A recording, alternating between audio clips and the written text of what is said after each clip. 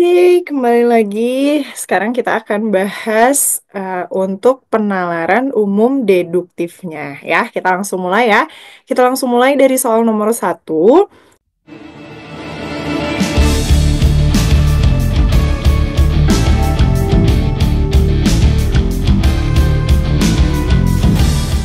Nah, di soal nomor satu ini ada teks panjang, oke. Teks panjangnya itu ada syarat-syarat di dalamnya gitu ya. Ada penalaran analitis yang akan kita gunakan untuk menjawab soal nomor satu ini. Nah, sebelum itu kita coba baca dulu soalnya.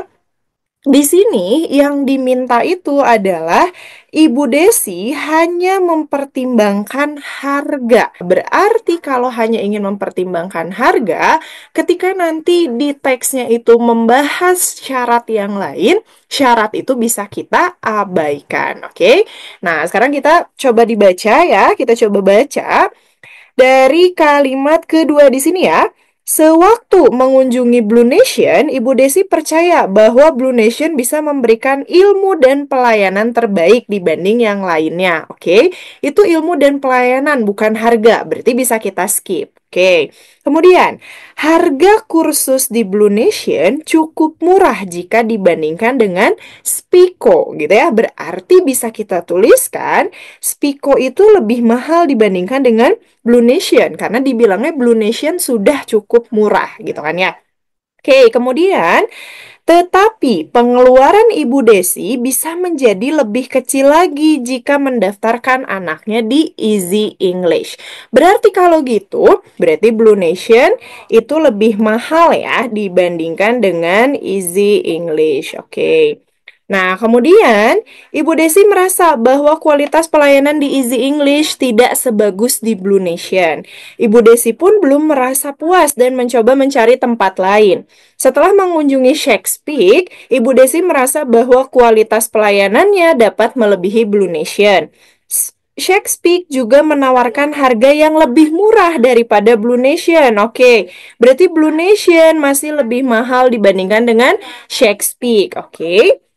Kemudian, lebih murah, harga yang lebih murah daripada Blue Nation, tetapi lebih sedikit mahal dari Easy English. Berarti, Shakespeare itu masih lebih mahal dibandingkan dengan Easy English gitu ya. Jadi, kalau kalian mengurutkan, membuat urutan menggunakan penalaran analitis, jangan lupa tandanya itu harus sama semuanya ya. Kalau kakak di sini berarti ini mulainya dari yang lebih mahal ke lebih murah gitu kan ya. Kalau misalkan nanti tandanya dirubah menjadi kurang dari berarti dari yang lebih murah ke yang lebih mahal, oke?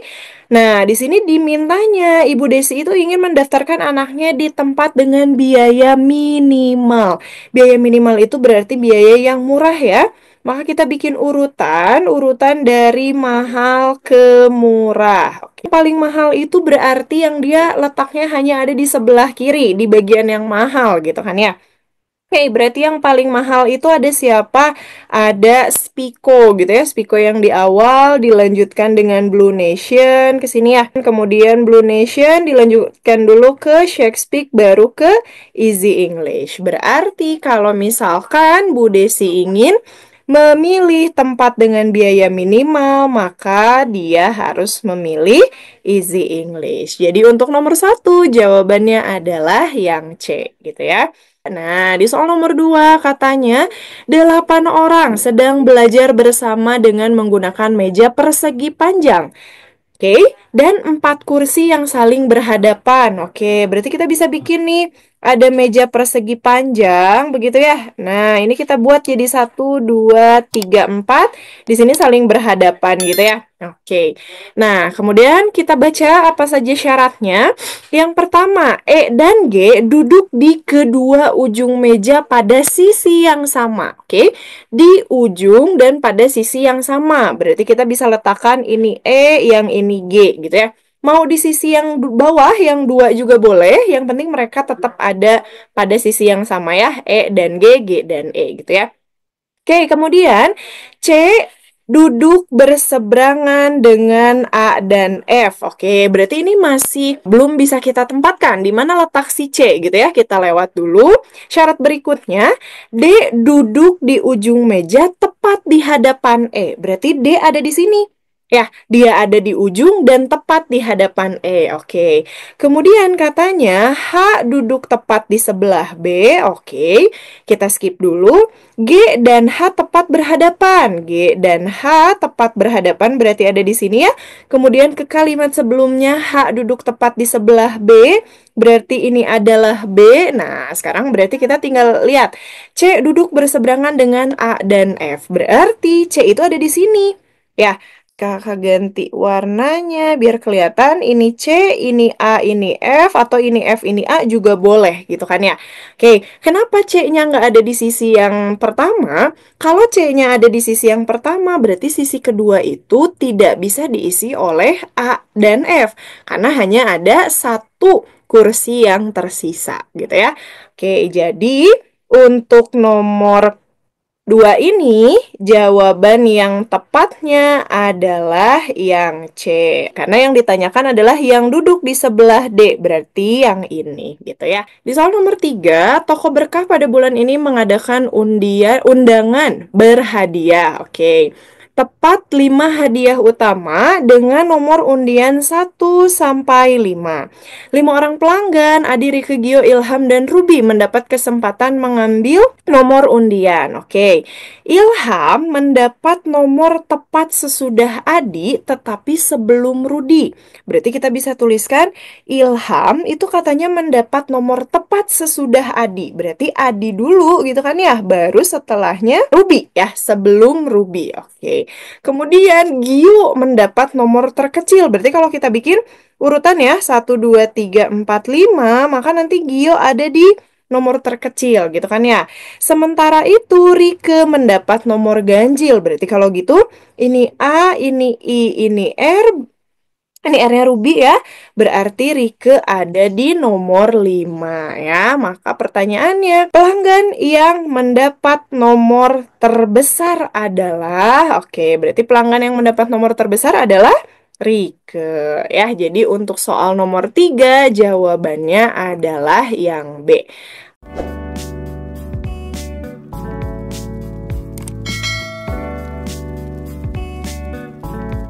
Nah, di soal nomor 4, ini katanya ada Erik membawa 5 orang keponakannya untuk membeli donat kesukaan mereka di toko donat bulat. Toko donat itu katanya menerapkan aturan dalam 1 kali pembelian, konsumen hanya dapat membeli maksimal 2 buah. 1 kali beli itu maksimal 2 buah ya, maksimal, oke, maksimal 2 buah. Berarti kalau maksimal 3 buah itu udah nggak bisa gitu ya. Oke, nah sekarang donat untuk setiap pilihan rasa di antara, oke, kita coba bikin.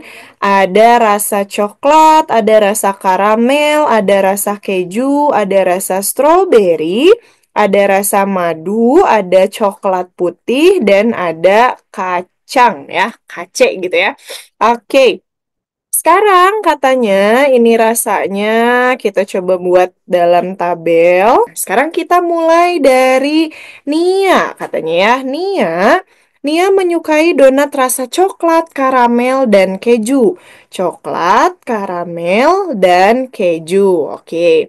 Kemudian Hana menyukai donat rasa stroberi, karamel, dan juga keju. Berarti Hana dia menyukai rasa stroberi, karamel di sini, dan juga keju. Kemudian ada lagi Mala. Mala menyukai donat. Nah, Mala menyukai donat rasa coklat, rasa madu, dan coklat putih. Kemudian ada Andi. Andi menyukai semua rasa donat di toko itu, kecuali rasa coklat dan rasa yang dipilih Hana. Berarti Andi rasa coklat nggak akan dipilih, rasa yang dipilih Hana juga nggak dipilih. Berarti Andi sukanya yang ini ya, madu, coklat putih, dan kacang. Oke, kemudian ada siapa lagi? Ada Rudi. Rudi menyukai donat dengan rasa coklat, stroberi, karamel, dan kacang. Coklat, kemudian ada stroberi, ada karamel, dan kacang. Oke. Yang ditanyakan adalah jenis donat yang tidak akan diperoleh keponakan Erik adalah, oke. Berarti kalau begitu, kita bisa cek di sini dari syaratnya ya. Untuk satu kali beli itu maksimal 2 buah. Oke, maksimal 2 buah. Berarti kalau begitu, jenis donat yang tidak akan diperoleh keponakan Eri adalah yang ini ya. Ada coklat dan karamel. Jadi untuk nomor 4 jawabannya adalah yang C. Coklat dan karamel. Oke, karena yang lainnya udah 2, 2, 2, 2, 2 ya. Oke, nah di soal nomor 5 ini ada premis pertama. Tidak ada hutan lindung yang mengalami kebakaran di Pulau A. Premis kedua, beberapa hutan lindung di Pulau A adalah kawasan wisata. Berarti kalau begitu, ini kan kita bisa menggunakan silogisme ya, P maka Q, Q maka R. Kebakaran di Pulau A bisa kita coret. Oke, maka sisanya adalah tidak ada kawasan wisata di Pulau A yang mengalami kebakaran ya. Jadi untuk nomor 5 jawaban yang paling tepatnya adalah yang E ya. Yang mendekati itu adalah yang E. Pekerjaan yang menyenangkan tidak selalu menghasilkan uang. Bagi sebagian orang, melukis adalah pekerjaan yang menyenangkan. Simpulan yang tepatnya adalah, oke, ini kita tinggal cek satu persatu dari opsinya ya. Yang paling tepatnya itu adalah yang E. Pekerjaan menyenangkan dan tidak selalu menghasilkan uang, katanya ya. Oke, bagi sebagian orang itu adalah melukis. Jadi ini hanya diputer-puter aja kalimatnya gitu ya. Untuk soal nomor 7. Jika laut pasang, dermaga tenggelam. Oke, kita bikin ya. P maka Q. P-nya berarti laut pasang, dermaga tenggelamnya adalah yang Q. Jika dermaga tenggelam, ya sebagian kapal tidak bisa merapat, berarti Q maka R. Maka di sini simpulannya adalah P maka R gitu ya. Berarti jika laut pasang, maka sebagian kapal itu tidak bisa merapat. Oke, nah karena di sini tidak ada P maka R, sebetulnya bentuk yang paling tepat itu adalah negasi R maka negasi P. Oke, kita cari jawaban yang paling mendekatinya. Berarti jika laut tidak pasang, sebagian kapal dapat merapat. Ya, jadi untuk soal nomor 7, jawabannya adalah yang D. Kita lanjut lagi ke soal nomor 8. Tidak ada bunga mawar kecuali berwarna putih dan merah. Berarti bunga mawar itu berwarna putih dan merah gitu ya. Samuel menerima bunga bukan putih dan bukan merah. Oke, simpulan yang tepat tentang bunga yang diterima oleh Samuel adalah, berarti ini jelas jawabannya adalah yang C, bunga bukan mawar. Karena tadi bunga mawar itu berwarna putih dan merah. Berarti kan ini negasinya gitu ya. Maka bunga yang dibawa oleh Samuel itu bukan bunga bukan mawar. Oke. Kita lanjut lagi ke soal nomor 9. Nah, di soal nomor 9 yang ditanyakan itu adalah pernyataan yang mungkin salah. Oke, berarti kalau begitu bisa jadi dia ada di teks tapi dia masih belum sesuai gitu ya. Nah, kalau kita lihat di sini, untuk nomor 9 jawabannya itu adalah yang E. Eropa tidak memiliki komoditas batu bara. Kalau yang A, Indonesia mengalami defisit minyak dan gas. Itu di sana dijelaskan ya, meski defisit minyak dan gas. Oke. Kemudian Indonesia negara eksportir batu bara terbesar di dunia. Indonesia adalah salah satu eksportir batu bara terbesar di dunia. Yang C, nilai ekspor batu bara meningkat secara tahunan. Ini juga ada di sini ya, nilai ekspor ini melonjak, ininya merujuk ke ekspor batu bara. Yang D, Eropa sedang mengalami krisis energi juga di sini ada gitu ya.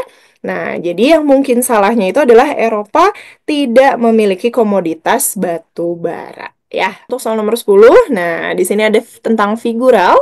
Ya, gambar selanjutnya adalah, oke, kita bisa lihat polanya ya. Di sini yang paling mudah adalah melihat berapa banyak gambar lingkaran kecil yang ada di dalam lingkaran besar ya. Ini ada 3, ini ada 4, yang ini ada 5. Lihat polanya, dia berlawanan dengan arah jarum jam ya. Membentuk polanya, membentuk pola lingkarannya. Berarti selanjutnya akan ada 6.